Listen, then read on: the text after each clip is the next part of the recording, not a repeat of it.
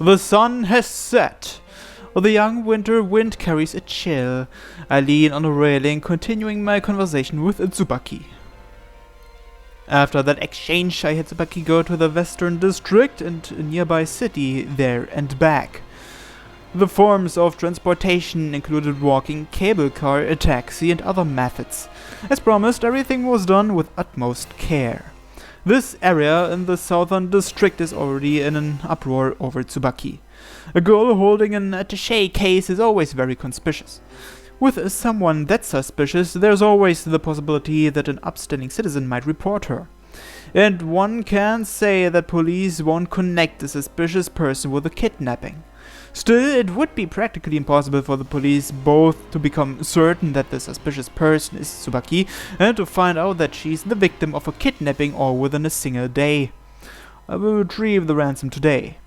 I have left no evidence behind. That white car was stolen anyway. Its disposal has already been prepared. It will be no more than a piece of scrap metal in a factory in another prefecture by morning.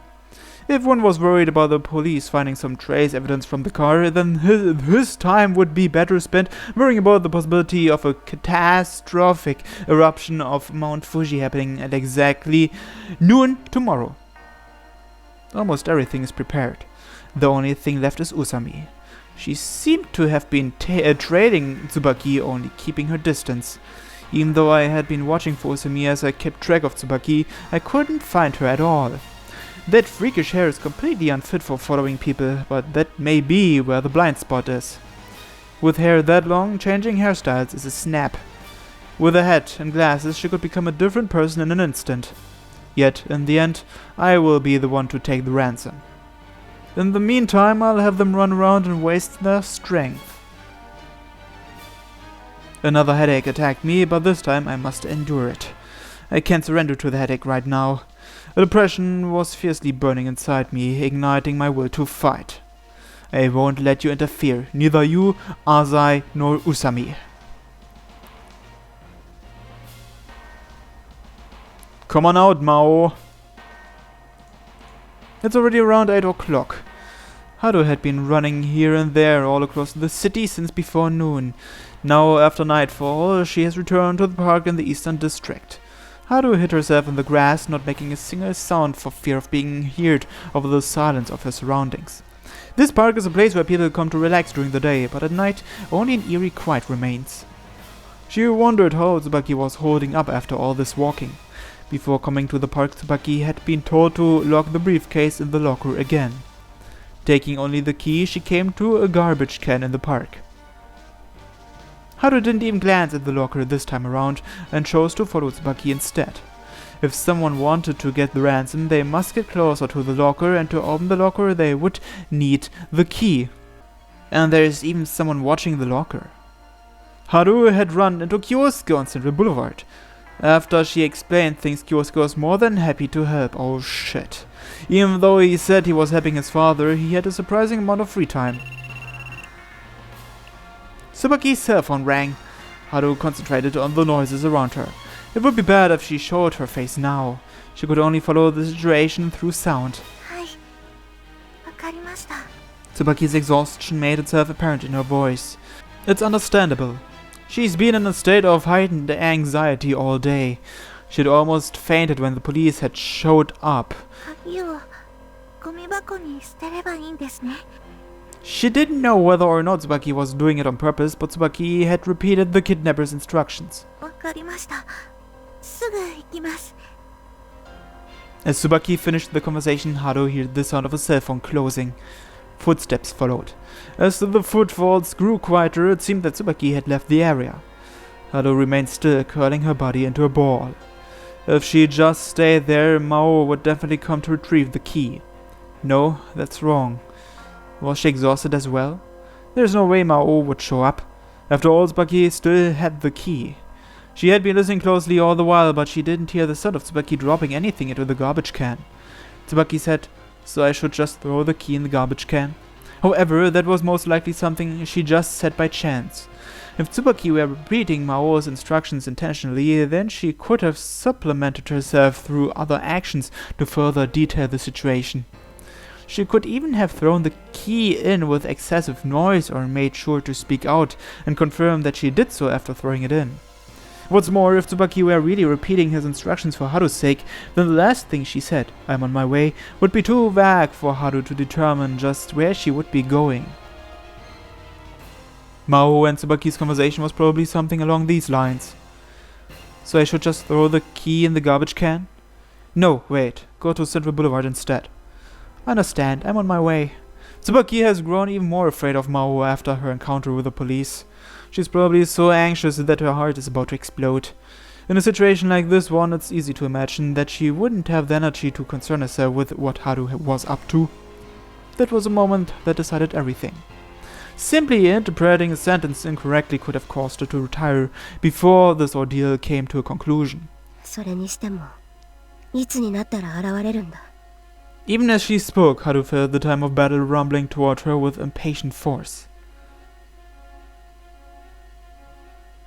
How many places has she been dragged to now? She's forgotten just how many times she had changed locations. Continuously in a state of extreme tension, Tsubaki is puffing with every word.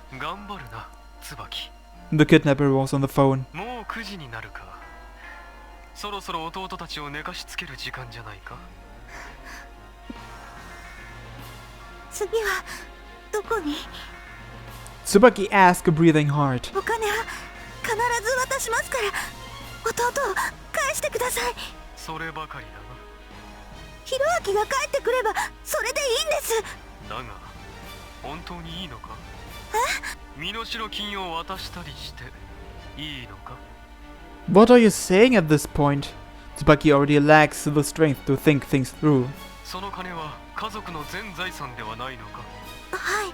金を失えば弟は帰ってくるかもしれんが、お前たちは路頭に迷うことになるのではないか？それでもいいのか？ 弟の命には変えられませんから。 The criminal sighed, impressed. 命は金に変えられないというが、果たして本当にそうなのかな？当たり前です。お金より大事に決まっているじゃないですか。そういった決まり文句こそ貧乏を経験したことのない何よりの証拠だと思うがな。 Sure, Tsubaki has never seen her parents worried about being poor. Her family might not be rich, but they're definitely not impoverished. The kidnapper kept on repeating questions that she just couldn't understand. These subjects confused her. Just what do they have to do with the ransom? 早く終わらせませんか？もう限界か？いえ、ただいつまで続くのかと。弟の命がかかっているのに弱音を吐くのか？ In an instant, the flame in Tsubaki's heart burned again. 違います。弟に早く会いたいだけです。 Utterly unforgivable. Tsubaki immediately began to doubt herself for feeling such intense hatred for this unforgivable criminal, but the moment that her words had burst the dam, she couldn't stop. 許さないから。ひろあきに何かしたら許さないから。 She could no longer understand anything. What happened to the self that was worried about the kidnapper's feelings? What would happen if she provoked him again? I just want to see Hiroaki. That was the only thought in her heart. The kidnapper suddenly spoke up. 次が最後の指示だ。今すぐ駅のロッカーからケースを回収しろ。そして9時半までにセントラル街のハンバーガーショップの前まで来い。 There's no longer any time to write in her diary. 9時半ですか？ It will be a stretch to make the trip in the short amount of time remaining. 急げばなんとか間に合う。店の前の歩道にケースを置いてすぐに走り去る。わかりました。 She can only obey. 以上だ。遅れたら弟の命はない。今度は絶対だ。身代金を確認したら追って連絡する。 The call ended. Tsubaki kept the cell to her ear for a moment longer. She had never thought that paying the ransom would be so exhausting. The kidnapper said that this would be the last place. Up until now, he said that every single time, and it was a lie every single time. Still, this time feels different. She thought of the family waiting for her at home. Her parents are probably worried about her. I'll be back soon. Haru chased after Tsubaki with all her strength as she sprinted through Central Boulevard. She rushed into the station and retrieved the briefcase. Tsubaki might be tired, but she still moves amazingly quickly. It's like she's using every ounce of strength remaining in her body. The train station was in chaos. She had no time to look for Kyosuke, who was supposed to be guarding the locker. Damn it. Haru swept her gaze across the chaotic street. Her line of sight was blocked almost completely. Young people filled the street like a mudslide. Just how many people had she bumped into already? The shape of Tsubaki's coat would often get swallowed by the sea of people, momentarily gone without a trace. This is the route that Haru usually takes on the way home after work, but this is the first time she has seen it this crowded. She noted the reason for this almost instantly.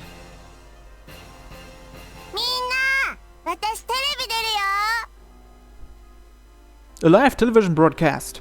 Everyone who wanted to see Kanon or be on television pressed ever closer to the stage. On either side of the road were cars from the station and staff manning equipment. This is the moment Maou has been waiting for. It was so chaotic it was suffocating. Truly an excellent chance to grab the ransom. Tsubaki! Haru wants to stop Tsubaki to ask her where she's bringing the ransom, but her shouts were lost in the din of the crowd.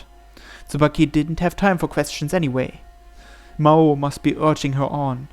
To have Tsubaki at a speed he's never asked of her before meant that to Maou this is the moment where the winner will be decided.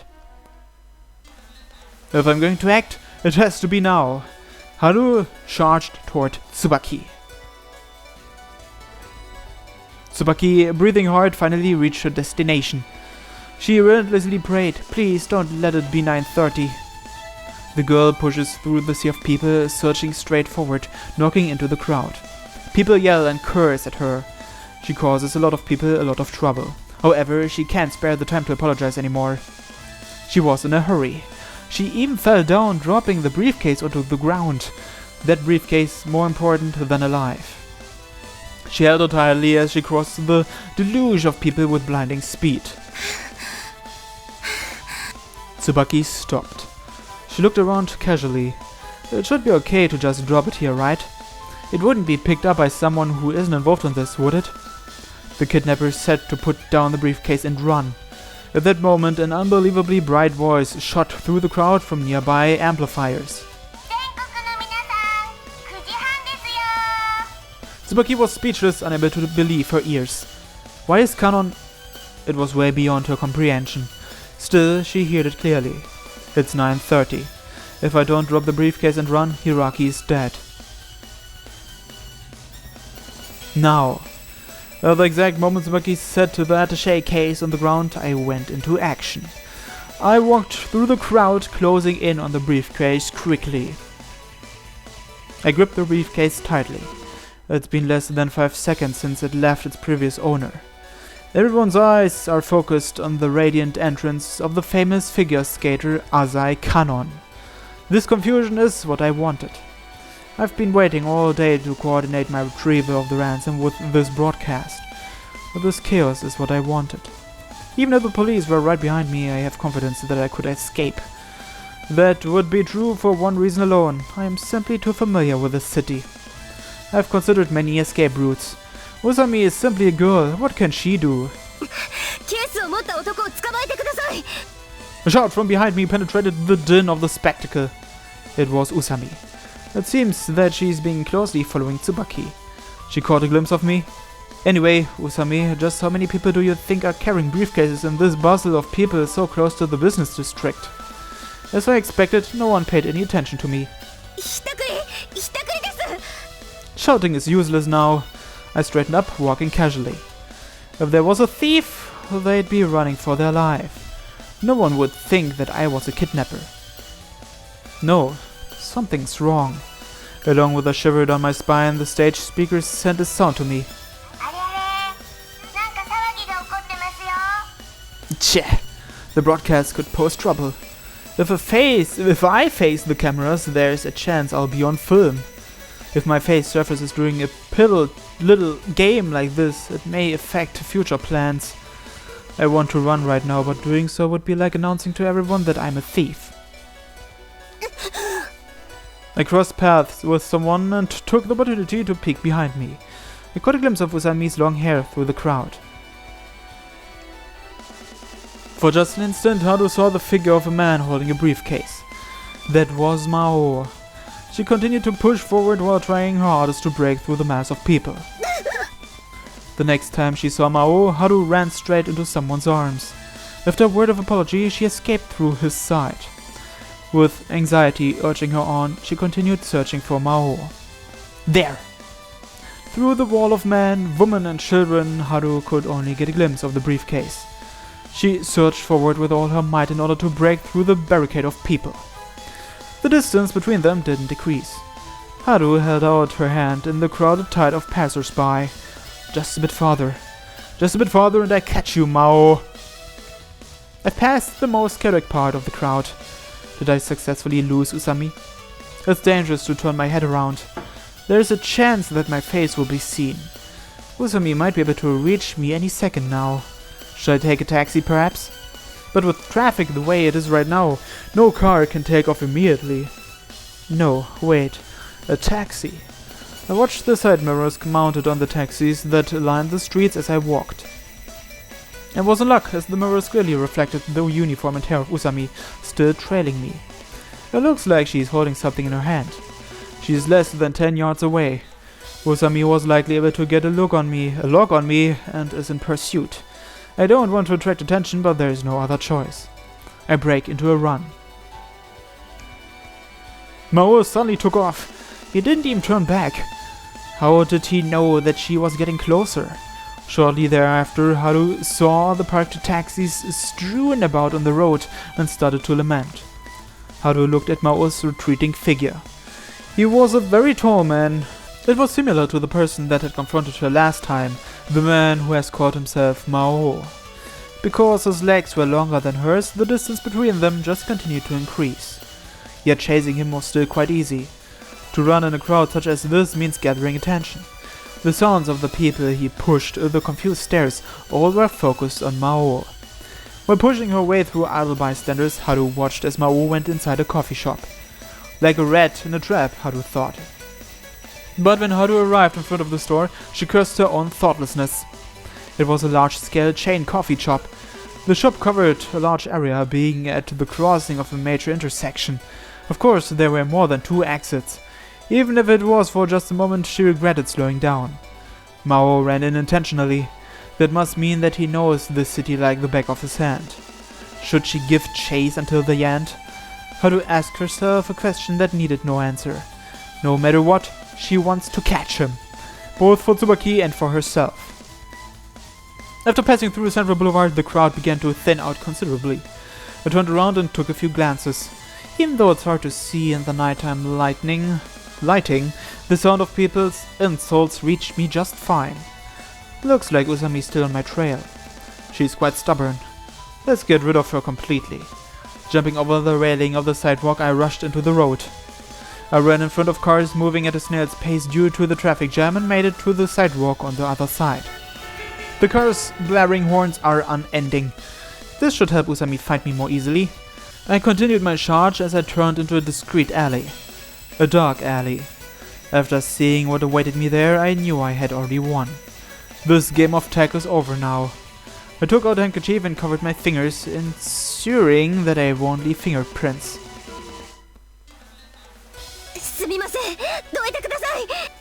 Just how many times had she said that since 9:30? Each time she was showered in annoyed stares and condemnations. The thing she carried was bulky.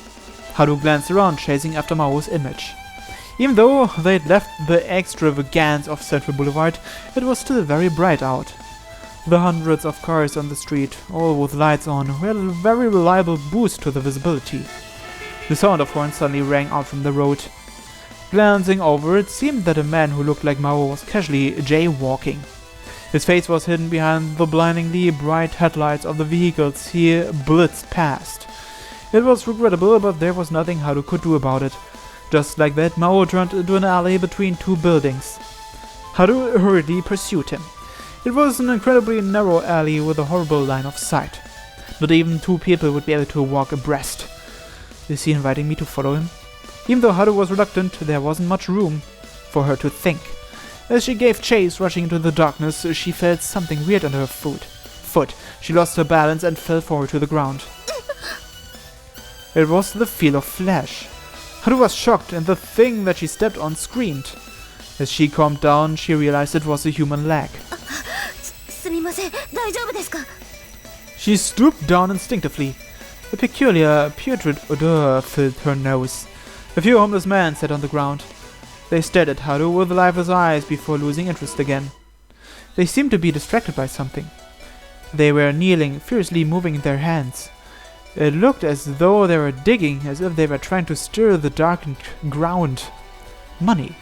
Haru could see a few bills poking out from under their hands. I've already lost, she said to herself, full of regret. She lifted her head and glanced down to the other end of the alley. Maou, the enigma whom Haru had her sights nailed to, was nowhere to be seen. Tsubaki. A murmur escaped her lips before a wave of exhaustion overcame her. The day-long battle had finally come to an end.